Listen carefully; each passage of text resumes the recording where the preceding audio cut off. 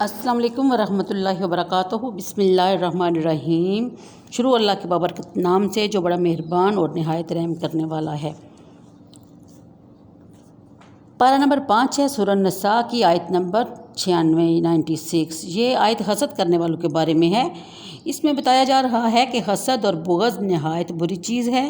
حسد کرنے والا جب کسی کو اچھے حال میں دیکھتا ہے تو اس کے دل میں خیال آتا ہے کہ یہ سب کچھ میرے پاس ہوتا دوسرے کے پاس کیوں ہے۔ وہ چاہتا ہے کہ دوسرا اس نعمت سے محروم ہو جائے اور مجھے نواز دیا جائے۔ اس آیت میں اس سے منع فرمایا گیا، اور یہ بھی کہ بندے کو چاہیے کہ اللہ کی تقدیر پر راضی رہے، کیونکہ بندے کو جو فضیلت دی جاتی ہے وہ مال و دولت و غنا یا دینی مناصب و مدارج کی، یا یہ سب اللہ کی حکمت ہے۔ شان نزول: جب یہ آیت میراث میں نازل ہوئی اور میت کے ترکہ میں سے عورت کے حصے سے دوگنا جب مرد کو ملا تو مردوں نے کہا کہ یقیناً آخرت میں بھی نیکیوں کا ثواب ہمیں زیادہ ملے گا، یعنی دوگنا ملے گا، اور عورتوں نے کہا کہ ہمیں امید ہے کہ گناہ بھی ہمیں مردوں سے آدھا ملے گا، یعنی اگر ہم سے کوئی گناہ سرزد ہو جاتا ہے تو اس کی سزا بھی مردوں کی نسبت آدھی ہوگی۔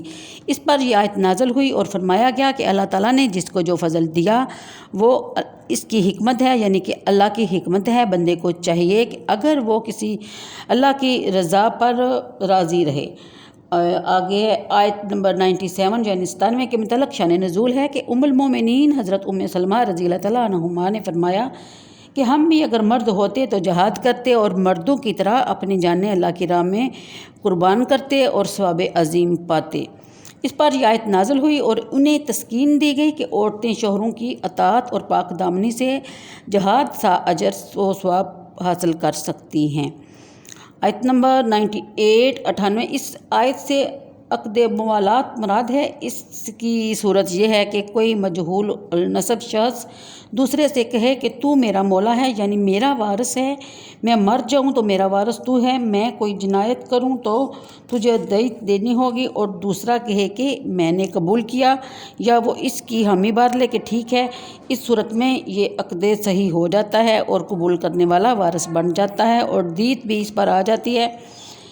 اسی طرح دوسرا بھی اگر اسی طرح کہے، یعنی دونوں ہی ایک دوسرے سے کہہ کر قبول کروا لیں تو دونوں ہی ایک دوسرے کے مال کے لین دین کے وارث بن گے اور دیت بھی ان کے ذمے ہوگی، اور یہ عقد ثابت ہے اور صحابہ اکرام اس کے قائل تھے۔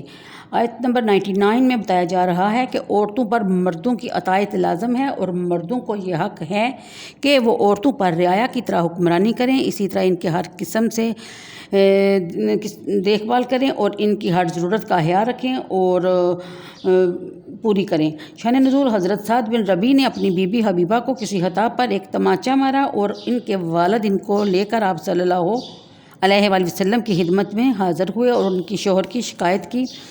اس باب میں یہ آیت نازل ہوئی۔ آیت نمبر 100 یعنی مردوں کو عورتوں پر عقل و دانائی، جہاد اور نبوت و خلافت اور امامت و اذان، خطبہ، جماعت، جمعہ، تکبیر و تشریق اور حدود قصاص کی شہادت کے اور ورثہ میں دونے حصے اور نسب اور نکاح، طلاق کے حامل ہونے اور نسبوں اور ان کی طرف نسبت کیے جانے اور نماز روزہ کے کامل طور پر قابل ہونے کے ساتھ یعنی ان کے لیے کوئی زمانہ ایسا نہیں کہ وہ نماز روزہ یا کوئی اور عبادت نہ کر سکیں، جبکہ عورتیں مہینے میں کہیں بار کہیں دن اس عبادت سے محروم رہتی ہیں، اور مردوں کو داڑھیوں اور اماموں کے ساتھ فضیلت دی گئی، یعنی مردوں کو عورت سے ان تمام امور کی بنا پر فضیلت حاصل ہے۔ اور یہ بھی دیکھ لیں کہ عورت مرد کے بعد پیدا کی گئی اور مرد کے لیے پیدا کی گئی، اور اماں حوا کے الفاظ پر بھی ذرا غور کیجیے